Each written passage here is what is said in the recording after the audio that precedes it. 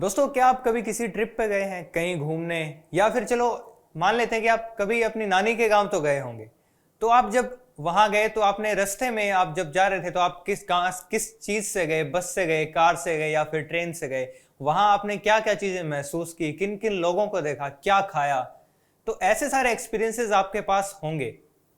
तो ऐसे ही travel experience से जुड़ा हुआ आज का हमारा चैप्टर है हमारी बिहाइव बुक का चैप्टर नंबर 10, जिसका नाम है काठमांडू। ये जो काठमांडू चैप्टर है यह एक ट्रैवलॉग है, यानी इसके जो राइटर हैं वह अपने ट्रैवल के एक्सपीरियंसेस को इस चैप्टर में लिखते हैं। तो इस चैप्टर को लिखा है विक्रम सेठ ने। यह इंडिया के हैं और चलिए इनके बारे में हम कुछ जान लेते हैं। तो इनका जन्म हुआ था 20 जून 1952 को और इन्हें पद्मश्री अवार्ड भी मिला है और साहित्य अकेडमी अवार्ड भी मिला है। इनकी कुछ फेमस बुक्स हैं A Suitable Boy, The Golden Gate, An Equal Music, The Frog and the Nightingale. तो ये था हमारे ऑथर का इंट्रोडक्शन। अब हम बढ़ते हैं हमारे चैप्टर के इंट्रोडक्शन में कि चैप्टर में हमें क्या कुछ देखने को मिल सकता है। इंट्रोडक्शन पे बढ़ते हैं। The story is an excerpt from the book Heaven Lake by Vikram Seth. यह जो स्टोरी है जो हम अभी पढ़ेंगे काठमांडू, यह ऑथर की बुक हेवन लेक में से लिया गया है। एक्सर्प्ट का मतलब होता है किसी चीज से कुछ अंश ले लेते हैं, जैसे कि किसी बड़ी नॉवल में से एक छोटा सा पार्ट, जब हम जैसे इनकी बुक में से हम छोटा सा पार्ट पढ़ रहे हैं तो यह उस बुक का एक हिस्सा है। तो एक्सर्प्ट बोलते हैं हम किसी चीज के हिस्से को। It tells us about the author's visit to capital of Nepal, Kathmandu. यह हमें बताती है एक ऑथर की विजिट के बारे में, जब ऑथर घूमने गए नेपाल की राजधानी, और नेपाल की राजधानी कौन सी है? काठमांडू। ठीक है, तो अब हम चलते हैं इस चैप्टर की एक्सप्लेनेशन की तरफ। During his visit to Nepal the writer got a cheap room to stay and slept for hours. अब जब जो इस चैप्टर के राइटर हैं वह जब नेपाल गए, काठमांडू जब घूमने गए, तो उन्होंने एक सस्ता सा रूम लिया। चीप का मतलब सस्ता, यानी वो रेट में बहुत कम था, और वहां खूब काफी देर तक सोए रहे। उसके बाद उन्होंने रेस्ट करके नेक्स्ट मॉर्निंग ही विजिटेड द टेम्पल देयर। ठीक है, उन्होंने अब वहां टेम्पल विजिट किया। और कितने टेम्पल विजिट किए? 2 temple. One was the Pashupatinath temple which is a pilgrimage for the Hindus. तो उन दोनों टेम्पल्स में से एक टेम्पल था पशुपतिनाथ टेम्पल, जो कि हिंदुओं के लिए तीर्थ का स्थान माना जाता है, पिलग्रिमेज। ये देखिए, यह फोटो है पशुपतिनाथ टेम्पल की। इसके बाद दूसरा जो मंदिर था उन्होंने, and the other was the Boudhanath temple which is a holy place for the Buddhist.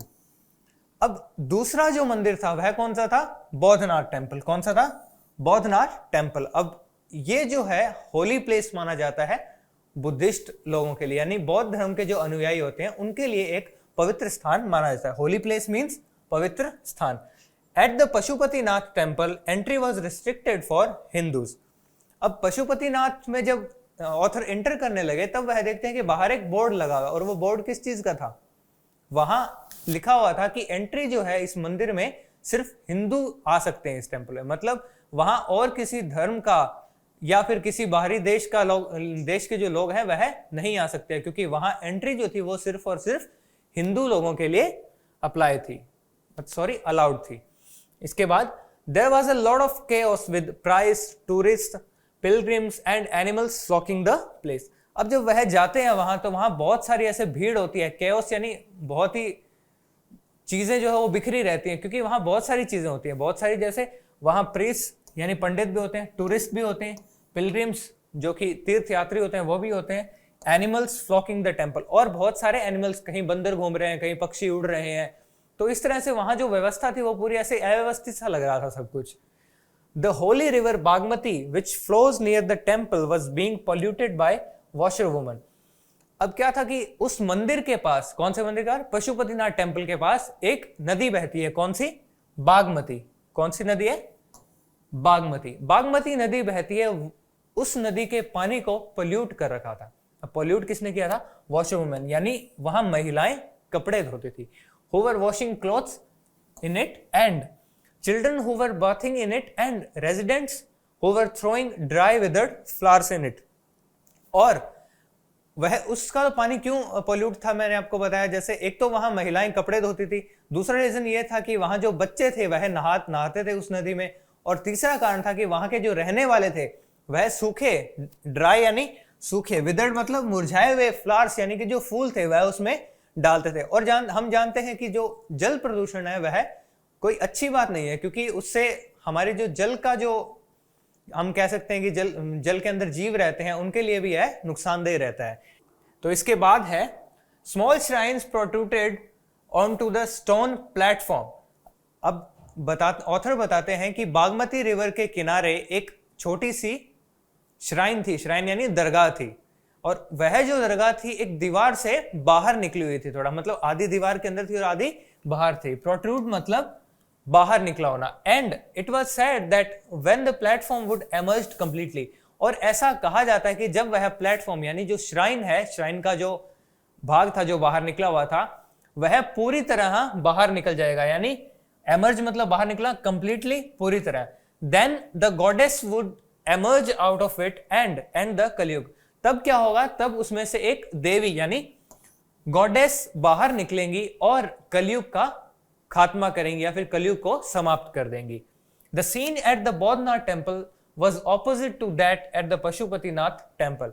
अब बौद्धनाथ टेम्पल पे जो सीन था, ऑथर बताते हैं कि बौद्धनाथ टेम्पल में जो सीन था वह बिल्कुल ऑपोजिट था, किसके, पशुपतिनाथ टेम्पल के। और कैसे था ये देखते हैं। It was a huge white colour dome surrounded by an outer road.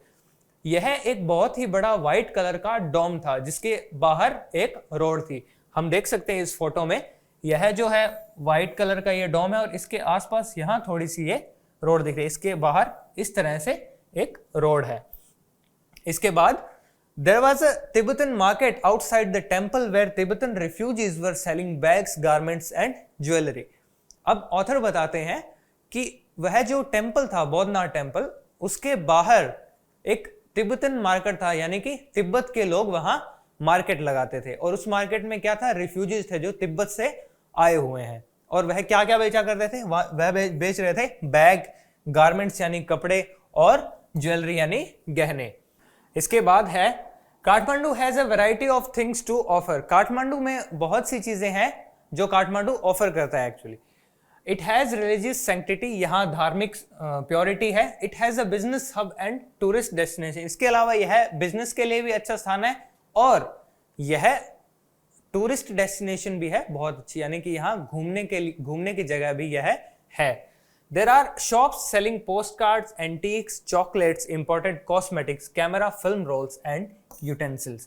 यहाँ बहुत सारी दुकानें हैं, ऑथर बताते हैं कि जिनमें से उन्होंने कुछ का जिक्र किया कि यहाँ पोस्ट कार्ड्स की शॉप मिल जाएंगी आपको, एंटीक्स पुरानी चीज़ें जो है कीमती वो मिल जाएंगी, चॉकलेट्स मिल जाएंगी, इम्पोर्टेड कॉस्मेटिक्स, इम्पोर्ट का मतलब है जब हम किसी दूसरे देश से कुछ चीज़ें खरीदते हैं तो उसे हम बोलते हैं इंपोर्ट। तो कॉस्मेटिक्स का सामान जो इंपोर्ट किया जाता है, कैमरा फिल्म रोल्स जो कैमरा के अंदर फिल्म लगती है, और यूटेंसिल यानी बर्तन। Variety of sounds could be heard in the streets. और ऑथर बताते हैं कि काठमांडू की गलियों में बहुत से तरह का साउंड हमें सुनने को मिलता है। The music blaring out of the radios, music जो रेडियो से बाहर निकलता है। Honking of the car horns, और हॉर्न के बजने की आवाज, कार हॉर्न्स के बजने की आवाज। Ringing of the bicycle bells, bicycles की जो बेल होती है, जो साइकिल की घंटी होती है, उसकी आवाज। मूव साउंड ऑफ काउज, गाय कैसे बोलती हैं, उसे गाय के साउंड को हम क्या बोलते हैं, मूव साउंड। तो मूव साउंड गाय का जो साउंड है वह है। As they get obstructed by the motorcycle passing by and the screaming vendors selling their wares. वह कहते हैं कि जब गाय कब बोलती हैं, जब कोई मोटरसाइकिल वगैरह उनके रास्ते में आ जाता है तब उनका मुंह साउंड सुनने को मिलता है। और वेंडर्स यानी दुकानदार अपनी जब चीजें बेच रहे, देखिए वेयर्स किसे बोलते हैं, जब कोई दुकानदार अपनी किसी भी वस्तु को बेच रहा है तो हम उसे क्या बोलेंगे, they are selling their wares. तो ठीक है, इसके बाद हम चलते हैं आगे। Vikram at marzipan bar, a corn on the cob roasted on charcoal fire. देखिए विक्रम जो थे, ऑथर की बात हो रही है यहाँ पे, विक्रम सेठ वहां एक मार्जिपन बार खाते। यह एक मिठाई है जिसके ऊपर आलमंड जो होते हैं, जो बादाम होते हैं, वह ऊपर इसके लगाए होते हैं। A corn on the cob roasted on charcoal fire and garnished with lemon juice, salt and chilli powder. इसके बाद आपने देखा होगा कि जब हम मक्की खाते हैं, बेसिकली हमारी लैंग्वेज हम बोलते हैं, तो मक्की को क्या किया जाता है कि पहले सिलेंडर पे थोड़ा गर्म किया जाता है, उसे सेक के उसके ऊपर नींबू लगाया जाता है और उसे थोड़ा बहुत उस पर मसाला डाला जाता है, जैसे चिली पाउडर या, तो उसी का जिक्र हो रहा है कि यहाँ बताया कि ये कॉर्न जो है वह भी खाई and drank Coca Cola to digest it, और ऑथर ने इसके बाद कोका कोला को पिया ताकि वह इन सबको डाइजेस्ट कर सके। He bought some love story comics and a Reader's Digest. देखिए रीडर्स डाइजेस्ट जो है यह एक मैगजीन है, तो ऑथर ने वहां से कुछ लव स्टोरी के कॉमिक्स खरीदे और रीडर्स डाइजेस्ट का भी एक एडिशन खरीदा। On his way back to Delhi he considered going by an adventurous route. अब जब वह वापस दिल्ली आने का सोच रहे थे, उन्होंने सोचा कि चलो हम कुछ एडवेंचरस रूट से वापस जाएंगे। इट वुड बी अ बस और ट्रेन जर्नी टिल पटना। तब वह बताते हैं कि वह कैसे कैसे जाना चाह रहे हैं, तो यह एक बस या ट्रेन में से जाएंगे पटना तक। इसके बाद then a boat ride up the Ganga river till Ahmedabad, और पटना के बाद वह पटना से बोट यानी कि जैसे बोट के ऊपर जाएंगे पानी से इलाहाबाद तक। It would be followed by a boat journey on the Yamuna river to Delhi, और उसके बाद यमुना रिवर से वह जाएंगे दिल्ली तक, यह भी बोट राइड होगी। As he was tired he chucked the idea and took a direct flight from Kathmandu to New Delhi the next day. अब क्या हुआ कि ऑथर बहुत ज्यादा थक गए थे, तो उन्होंने जो प्लान बनाया था कि हम एडवेंचरस रूट से जाएंगे, हम पानी से बोट राइड करेंगे, ट्रेन से जाएंगे, वह सारा प्लान जो उन्होंने किया था वह उन्होंने चक कर दिया, यानी छोड़ दिया। देखिए चक्ड का मतलब होता है किसी चीज को, किसी मुद्दे को छोड़ देना, तो उन्होंने यह प्लान तो छोड़ दिया। और उसके बाद उन्होंने क्या किया कि नेक्स्ट मॉर्निंग वह काठमांडू से दिल्ली की सीधा फ्लाइट ले ली उन्होंने, यानी कि हवाई जहाज में वह वापस सीधा दिल्ली आ गए। और क्यों आए थे? क्योंकि वह बहुत ज्यादा थक गए थे। इसके बाद आउटसाइड हिज होटल ही सा द फ्लूट सेलर। अब जब वह रुके हुए थे काठमांडू में, उनके होटल के बाहर उन्होंने एक फ्लूट यानी बांसुरी बेचने वाले को देखा। फ्लूट सेलर यानी बांसुरी बेचने वाला। He held a pole out of which many flutes popped out like the thorns of a porcupine's body। अब वह ये कहते हैं कि उसने एक पोल हाथ में पकड़ा था, एक डंडा था, और उसके बाहर से बांसुरी ऐसे निकली हुई थी जैसे कि किसी पॉर्क्यूपाइन के कांटे निकले हैं उसके शरीर के बाहर। पॉर्क्यूपाइन जो है वह एक जानवर होता है जिसके शरीर में कांटे होते हैं, और जब वह खतरे की स्थिति देखता है तो वह अपने उसके कांटे शरीर से बाहर आने लगते हैं। यहाँ मारवाड़ी लैंग्वेज में हम इसे से कहते हैं, तो वह उसका कंपैरिजन से करते हैं कि, या फिर हिंदी में इसे पॉर्क्यूपाइन को हम क्या कहते हैं? साही। तो इसके बाद बढ़ते हैं आगे। The man stood quietly and would take out a different flute, play it for a couple of minutes and replace it with another one. अब ऑथर बता रहे हैं कि वह जो इंसान था वह बहुत ही शांति से बाजार के बीच में खड़ा था, और वह कुछ देर के लिए एक फ्लूट बजाता, और कुछ देर बाद जब वह बजाना बंद करता तो वो पहली जो फ्लूट जो उसने बजाई थी वह तो अपने वापस वो उसमें पोल में डाल देता और दूसरी फ्लूट निकालकर उसे बजाने लग जाता। Once in a while he would sell them, और बीच बीच में जब उससे कोई खरीदने आता तो वह उन्हें सेल भी कर देता, यानी बेच भी देता। He played the flute meditatively. देखिए मेडिटेटिवली का मतलब क्या है? बहुत ही ध्यान से, मतलब ध्यान मग्न होकर बजाना। तो ऑथर बता रहे हैं कि जब वह उसे देख रहे थे तो ऑथर को लगा कि वह बहुत ही ध्यान मग्न होकर फ्लूट बजा रहा है, फ्लूट यानी बांसुरी। He was unlike other hawkers who screamed to sell their wares। अब ऑथर ये कहते हैं कि वह जो बांसुरी बेचने वाला था वह बाकी हॉकर्स की तरह नहीं था, जो बाकी सामान बेचने वाले था उनकी तरह नहीं था, क्योंकि वो क्या करते हैं, वह बहुत ही ज्यादा चिल्ला चिल्लाकर अपनी वस्तुएं बेचते हैं, लेकिन जो बांसुरी बेचने वाला था वह बहुत ही शांति से बाजार के बीच में खड़ा था, और वह बेच रहा था बहुत ही शांति से। The writer got attracted to the music of the flute. अब राइटर थे वह बहुत ही ज्यादा अट्रैक्ट हो गए, क्योंकि उन्हें फ्लूट का जो म्यूजिक है वो बहुत ही पसंद आ रहा था जब वह बजा रहा था। Flutes are played in the many regions of the world and they vary in appearance. अब ऑथर इसके बाद फ्लूट्स के बारे में सोचते हैं, और वह हमें बताते हैं कि फ्लूट्स जो है ना वो विश्व के लगभग हर कहीं बजाई जाती है, और इसका जो अपीयरेंस है, जैसे फ्लूट्स जो है वह अलग अलग तरीके से दिख सकती हैं। इसके बाद वह फ्लूट्स का जिक्र करते हैं कि कौन कौन सी कल्चर में कौन कौन सी फ्लूट्स पाई जाती हैं। There is no culture that doesn't have its flute. इसके बाद कहते हैं कि ऐसा कोई भी कल्चर नहीं है जहां उनकी एक बांसुरी ना हो। द रीड ने, अब यह जो इसके बाद जो डिस्क्रिप्शन आ रहा है यह किसका है, यह बता रहे हैं ऑथर की फ्लूट्स के टाइप कौन कौन से हैं। तो इसके बाद है द रीड ने, एक रीड ने नाम की एक फ्लूट बताते हैं। द रिकॉर्डर, द जापानीज शाकुहाची, यह शाकुहाची है, यह भी जापान में बजाई जाने वाली फ्लूट का टाइप है। द डीप बांसुरी ऑफ हिंदुस्तानी क्लासिकल म्यूजिक, अब वह कहते हैं कि डीप बांसुरी कहाँ की, हिंदुस्तानी क्लासिकल म्यूजिक में जो बजाई जाती है, यानी कि हमारा इंडियन जो क्लासिकल म्यूजिक है वहां बजाई जाती है। द क्लियर और breathy flutes of South America, clear और ब्रीथी, क्लियर या फिर ब्रीथी फ्लूट जो है साउथ अमेरिका की, उसका वह जिक्र करते हैं। And the high pitched Chinese flutes, और हाई पिच्ड चाइनीज जो फ्लूट्स है, जो बांसुरी है, उनका भी वह बताते हैं। तो हमने ये इतनी सारी फ्लूट्स का नाम पढ़ा। The sound of a flute resembles human voice as it is played by exhaling the breath। अब कहते हैं कि यह जो फ्लूट का जो साउंड होता है वह किस तरह होता है कि मानो इंसान का ही वह वॉइस है, और जो अब वॉइस किस तरह से इंसान का, कि वह एक्सहेल करने से यानी सांस छोड़ने से तो वह क्या होता है कि वह साउंड प्रोड्यूस होता है। और इसके बाद its music also pauses when person inhales his breath, और जैसे ही कोई इंसान सांस लेता है, वापस अंदर लेता है सांस, तो फिर वह उसका साउंड पॉज हो जाता है, कुछ देर के लिए रुक जाता है। यानी कि उन्हें वह फ्लूट की इंपॉर्टेंस, फ्लूट का जो साउंड है उसे ऐसे बता रहे हैं कि जो फ्लूट का साउंड है वह इंसान के, जैसे इंसान की सांसें ही कुछ मधुर ध्वनि प्रोड्यूस कर रही हैं।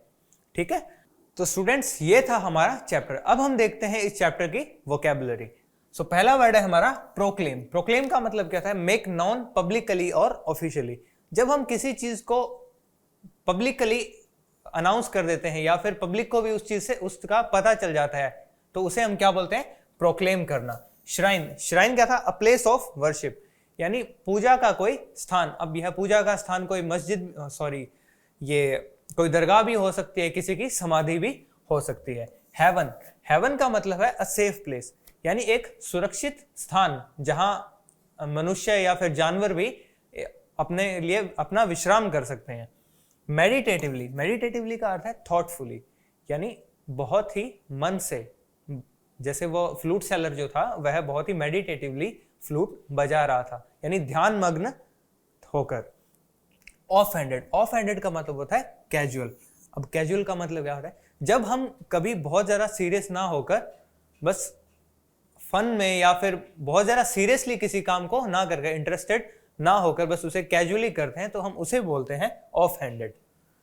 तो स्टूडेंट्स ये था हमारा चैप्टर काठमांडू। इस चैप्टर में विक्रम सेठ ने हमें अपने एक्सपीरियंसेस शेयर किए और कुछ डिटेल्स ऐसी दी जिससे हमें लगा कि जैसे हम ही काठमांडू घूम रहे हैं और काठमांडू के बारे में हमें कुछ जानकारियां भी मिली हैं। तो नेक्स्ट टाइम आप जब भी जाएं, अपनी नानी के गांव जाएं या फिर आप कहीं भी घूमने जाएं, तो आप ट्राई करें कि आप भी इसी तरह अपने जो एक्सपीरियंसेस थे, आपने क्या किया वहां, उन सबको लिखने की कोशिश करें।